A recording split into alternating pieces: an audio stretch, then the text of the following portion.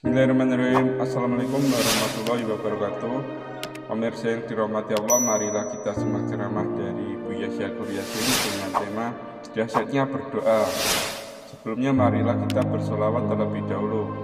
Allahumma sholli ala Sayyidina Muhammad wa ala ali Sayyidina Muhammad. Marilah kita doakan semoga almarhum Buya Syakur Yasin diberikan tempat terbaik di sisi Allah Subhanahu wa taala. Amin ya rabbal alamin.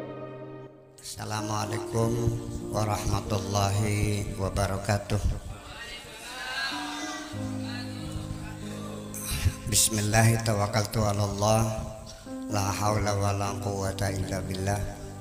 Asyhadu an la ilaha illallah wa asyhadu anna Muhammadar Rasulullah. Allahumma shalli ala sayyidina Muhammadin wa ala alihi wa sahabatihi ajma'in, ma ba'd. Para sesepuh dan ulama al-mukaramun, hadirin dan hadirat rahimakumullah. Ini dalam rangka apa? Memulai dakwah buah mimatah.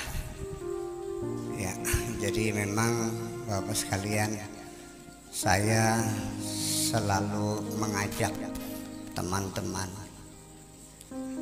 termasuk di Surabaya juga, supaya kita banyak meminta kepada Allah, banyak berdoa. Karena bagaimanapun doa itu adalah mukhul ibadah. Doa itu adalah intinya ibadah. Saya kira semua agama intinya adalah ibadah. Kenapa sebagai inti ibadah? Karena dengan orang berdoa di situ pertama adalah pengakuan bahwa kita adalah hamba dan yang kita minta itulah namanya Tuhan. Jadi dengan berdoa itu sekaligus adalah pengakuan bahwa kita ini hamba Allah, dan yang kita minta Allah kita akui sebagai Tuhan kita, tempat meminta. Itu satu.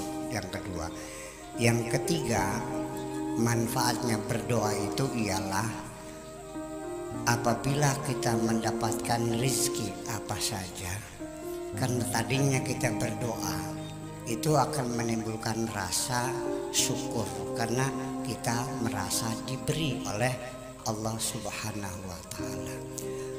Syukur itu adalah tingkatan ibadah yang tertinggi, adalah ibadatus syukri, ibadah bersyukur. Sebab kalau tidak meminta lagi, ujug-ujug kita dapat rezeki. Atau orang yang tidak pernah berdoa, hanya bekerja, begitu mendapat rezeki dia akan mengklaim, aku dapat rezeki ini adalah karena aku bekerja keras. Ini ku dapatkan melalui kerja keras, melalui banting tulang, melalui peras keringat. Disitulah terjadi pengingkaran kepada Allah Subhanahu wa ta'ala. Sementara kita mungkin menurut beberapa teman yang sudah menjadi kiai, teman saya itu selalu mengatakan bahwa tidak bersyukur itu memang disebut kufur, tapi namanya kufur nikmat. Pernah dengar begitu ya? Kufur nikmat itu kami kufur nikmat itu kader itu menganggap sepele, bahwa tidak mensyukuri nikmat itu disebut kufur, tapi kufurnya kufur nikmat, bukan kufur tidak percaya kepada Tuhan. Begitu kira-kira ya. Pernah dengar apa semuanya? Oke. Katakan itu alasan demikian, tapi perlu kita perhatikan bahwa wala in kafartum inna azabi lasyadid.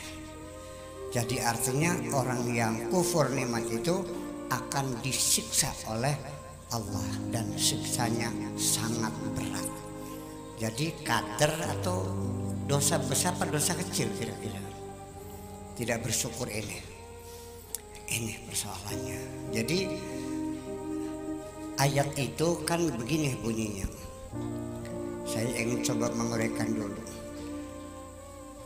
Walaqad ta'adzana rabbukum, Tuhanmu telah memberikan komitmen kepada kamu. La in syakartum, kalau kamu bersyukur, la azidannakum, maka pasti aku akan menambahkan nikmat itu. Bersyukur, Allah berjanji akan ditambah nikmatnya. Wala in kafartum, kalau kamu kufur, maksudnya kufur itu tidak mensyukuri nikmat Allah, itu inna azabi, sesungguhnya siksaku sangat berat. Dalam jumlah syartiyah yang pertama la syakartum la azidannakum, la azidannakum sebagai jawab syarat. Apabila kamu bersyukur, aku tambahkan. Wala in kafartum, ini syarat, jawab syaratnya nggak ada, langsung meloncat inna azabi lasyadid. Coba kita ingin ngaji santrian dulu bahwa kalimat itu sebetulnya begini, la in syakartum la azidannakum wa la in kafartum la u'adzibannakum inna azabi lasyadid. Nah, kalimat la u'adzibannakum ditiadakan, langsung loncat inna azabi lasyadid dalam jumlah istighnaf, itu untuk meningkatkan rasa takut kita kepada Allah.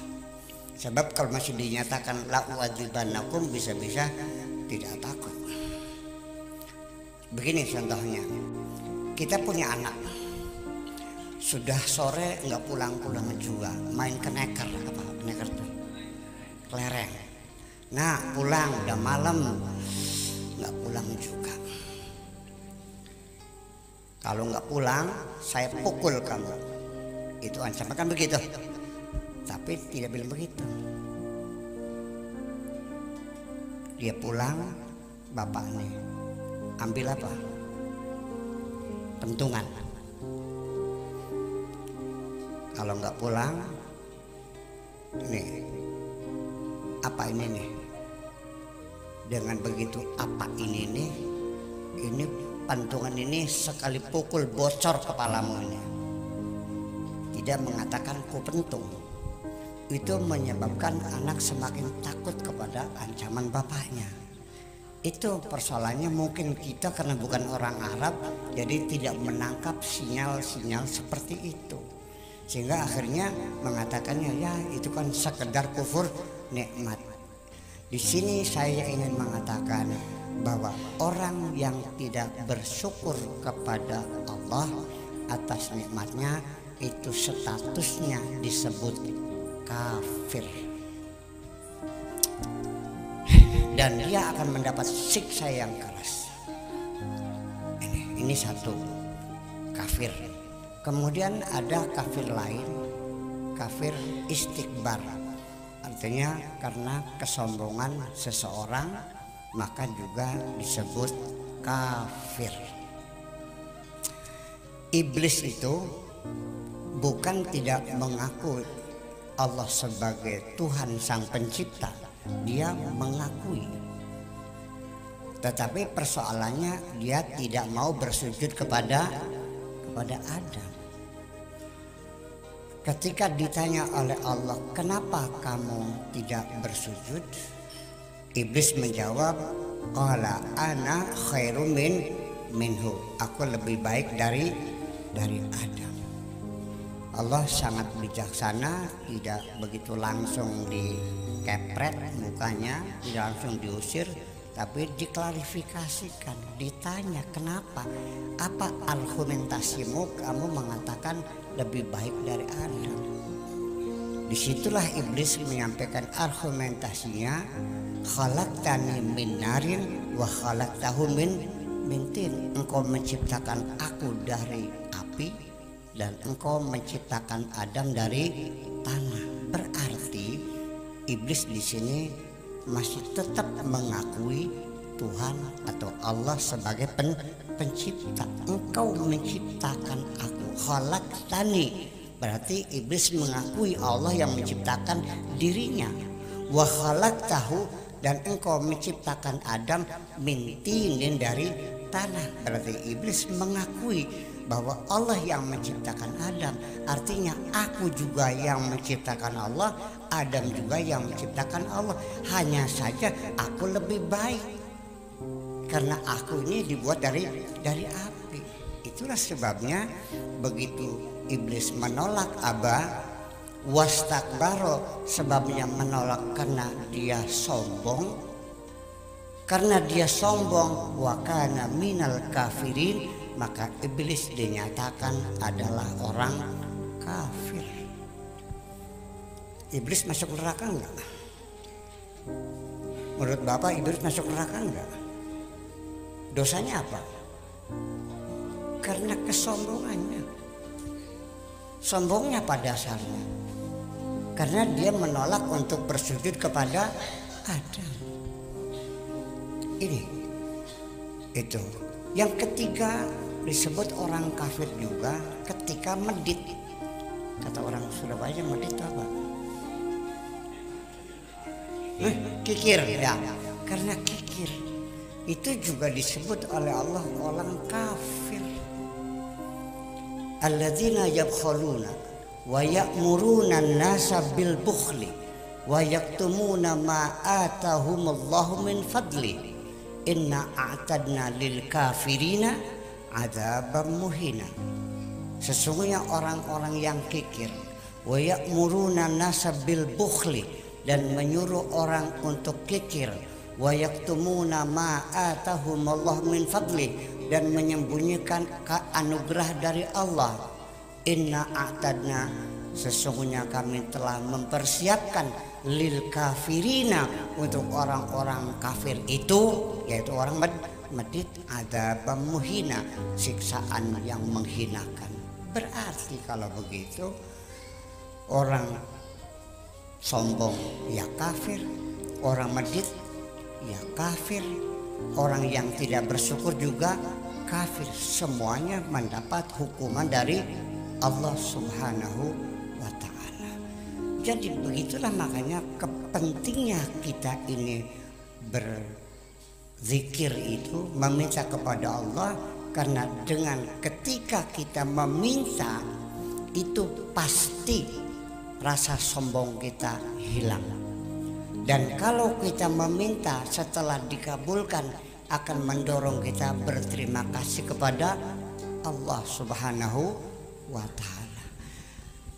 Saya mau bertanya kepada sembarang orang, ketika dia jadi kaya, kita wawancarai bagaimana asal ceritanya Bapak kok tiba-tiba menjadi kaya raya. Pada umumnya akan mengatakan, aku kaya ini bukan hasil merampok, bukan hasil korupsi. Aku kaya karena aku bekerja keras, aku banting tulang, aku peras keringat. Begitu kira-kira. Begitu kira-kira jawabnya kebanyakan orang kan. Nah, masih adakah di antara kita ketika ditanya dari mana kau dapatkan ini, kita menjawabnya ini adalah anugerah dari Allah. Masih ada enggak orang yang mengatakan hadza min fadli rabbi, ini anugerah dari Allah? Masih ada enggak yang mengatakan begitu? Jarang. Saya datang ke sini untuk mengingatkan kita semuanya bahwa jangan pernah kita mengingkari pemberian Allah itu. Untuk tahu sebesar apa dosa kita tidak bersyukur, mari kita berikan satu gambaran saja. Bapak-bapak mungkin punya anak yang nakal, mungkin punya anak yang malas sekolah, betul? Ada yang dari rumah berangkat di sekolah nggak ada, dia main dingdong di kota. Ada begitu. Begitu dapat laporan dari kepala sekolah, anak kita panggil, kamu sekolah nggak? Sekolah. Di mana sekolahnya? langsung. Ayo, sekolah enggak? Enggak. Jewer. Ampun Bapak, ampun.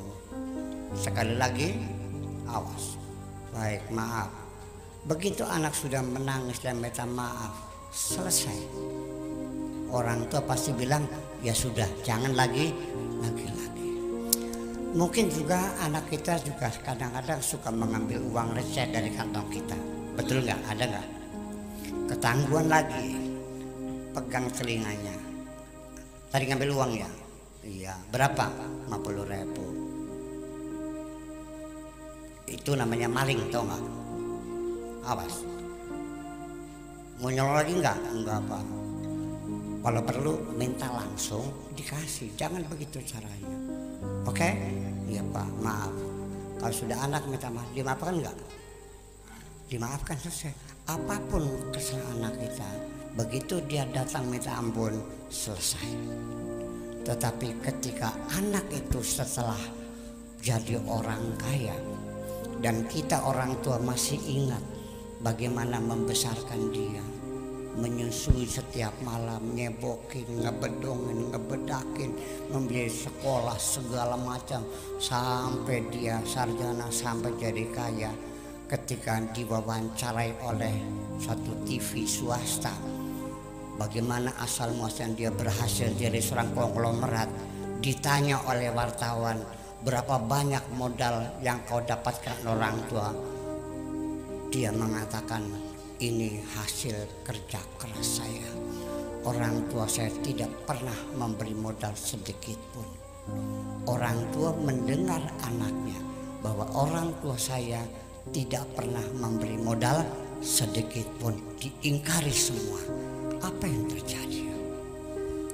Di sini begitu anak datang menghadap orang tuanya, orang tua mengatakan, sejak hari ini jangan lagi engkau panggil aku Bapak. Sejak hari ini engkau bukan anakmu lagi. Sakit orang tua dibegitukan.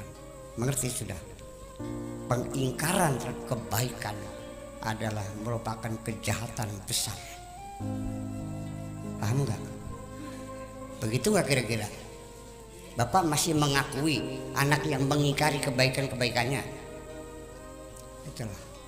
Orang tua sudah tidak perlu maaf lagi. Pokoknya sejak hari ini engkau bukan anakku lagi. Dan jangan panggil aku lagi Bapak.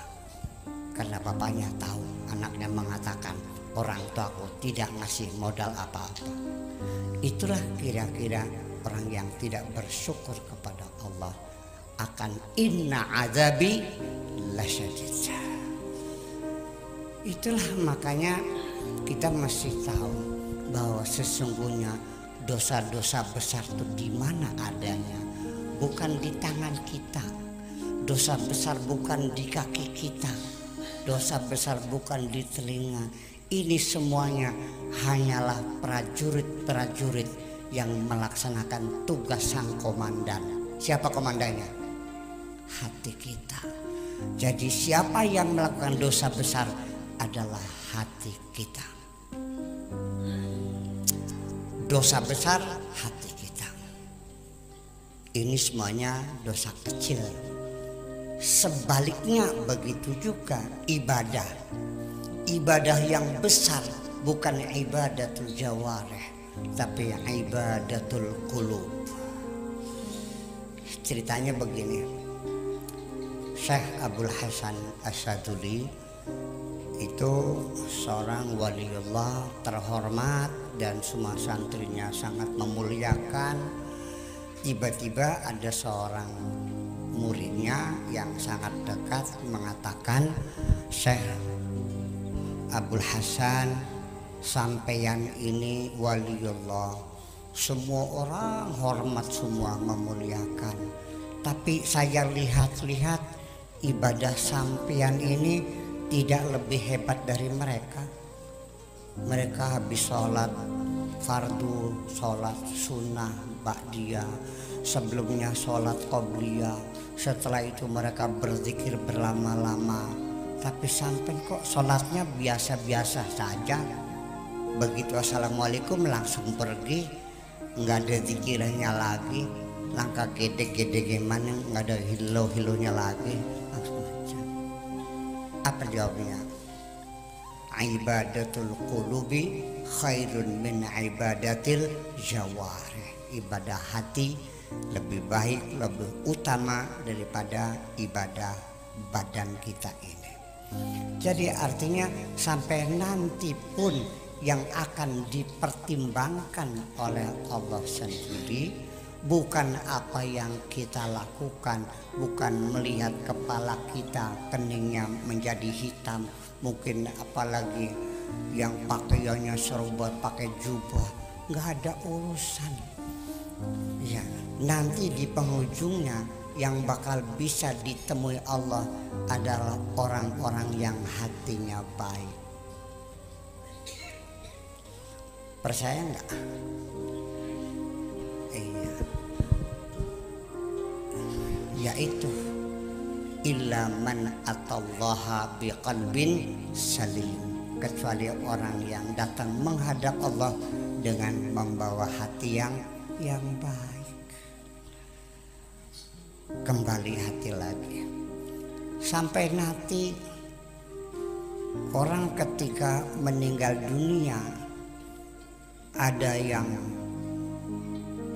dikuburnya itu disiksa sampai kiamat, ada yang ditidurkan sampai kiamat, ada yang dinyatakan belum mati masih hidup mendapat rezeki, dan yang keempat ada orang yang mati langsung masuk surga.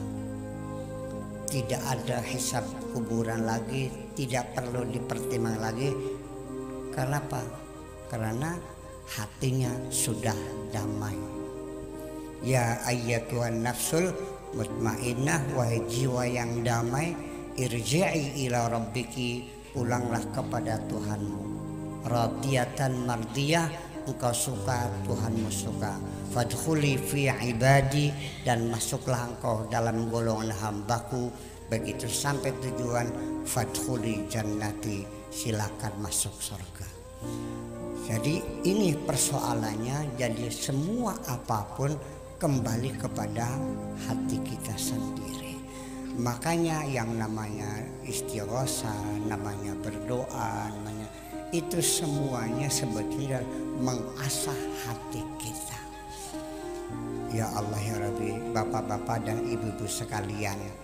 Nah makanya kalau orang yang hatinya ini benar, dan kebahagiaan kita pun sesungguhnya adalah ada di dalam hati kita. Percaya nggak? Kebahagiaan itu apa di dalam bentuk fasilitas materi yang berlimpah ruah atau ada dalam hati? Saya mau nanya, apakah orang yang rumahnya gedong itu tidurnya lebih nyenyak dari orang yang rumahnya gubuk? Enggak juga. Apakah orang kaya itu hidupnya lebih bahagia daripada orang yang melarat? Oke. Saya mau nanya lagi. Kalau ada yang mau bertanya nanti boleh, saya sebelum saya tutup doa ada waktu untuk barangkali ada, jangan sampai saya pulang nanti saya dirasanin nantinya nih. Jadi kali ini boleh nanya ya, dua pertanyaan boleh dah. Saya mau bertanya ini, enak mana makan ikan asin atau makan sate? Makan sate. Kalau giginya sakit enak enggak? Oke. Kalau makan ikan sakit, makan ikan asin giginya sehat enak enggak? Jadi yang enak itu satenya apa giginya yang sehat?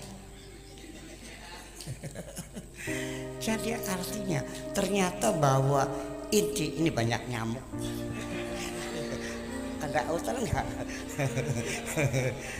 Orang Surabaya datang sini dikasih nyamuk lagi.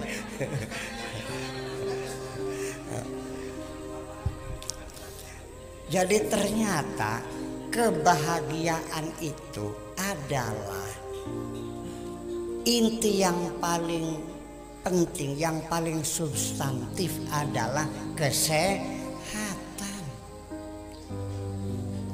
Bapak mau saya kasih uang 10 triliun, tapi cuci darah tiap hari, mau nggak? Nggak mau. Jangan kipas angin, ada autan, ada di sini ada autan di sini tuh. Oke. Ya. Iya. Jadi artinya bahwa faktor kesehatan itulah faktor yang paling substantif untuk membangun kesehatan. Jadi betapa bodohnya orang itu mencari materi, mencari harta, tapi mengorbankan kesehatan. Saya sedih melihat teman-teman saya di Indramayu ingin mencari materi, rambutnya dicat merah, ya, bajunya transparan, bibirnya merah, pergi ke Jakarta. Memang 3 bulan pulang beli mobil, 3 bulan beli sawah, 3 bulan di rumah, 3 bulan kemudian kena penyakit AIDS. Lalu enak gak? Perutnya busung, meledak perutnya. Ya terlalu bodoh kalau kita mencari materi itu hanya dengan cara mengorbankan kesehatan. Jadi begini, kesehatan itu tidak benar. Biar sini. Ya. Gitu, sip. Pun cakap. Orang itu tidak akan mengerti betapa pentingnya, betapa hebatnya nikmat kesehatan. Baru mengerti setelah dia jatuh sakit. Selama kita tidak pernah sakit mata, kita tidak mengerti besarnya kenikmatan mata itu, betul? Sementara kita kalau kencing sehat saja, kita tidak mengerti betapa pentingnya nikmat bisa kencing lancar, betul nggak? Nah, makanya bahwa kenikmatan ini yang ada adalah kenikmatan hati, kebahagiaan adalah kebahagiaan hati.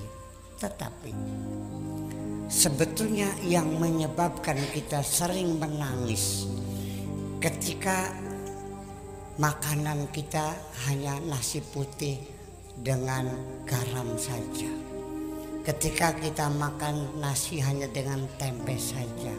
Kenapa sambil menangis kamu makan? Saya mau bertanya. Di sini saya akan memberikan resep. Bisa nggak makan nasi sama tempe saja tapi nikmat? Begini caranya. Supaya kita makan dengan tempe saja nikmat. Pertama, tolong matamu lihatlah tempe. Tanganmu memegang tempe. Gigimu menggigit tempe. Pikiranmu menyadari tempe. Tenggorokanmu menelan tempe, nikmat tempe itu. Sebabnya engkau menangis makan tempe karena matamu melihat tempe, pikiranmu melihat sate. Betul nggak? Itu persoalannya. Istrimu bernama Dastem. Istrinya namanya Dastem. Lihatlah Dastem, peganglah Dastem, peluklah Dastem. Nikmatilah Dastem. Engkau bahagia dengan istrimu Dastem. Mulai kamu sengsara karena dalam pelukanmu Dastem, pikiranmu dengan Syahrini. Paham?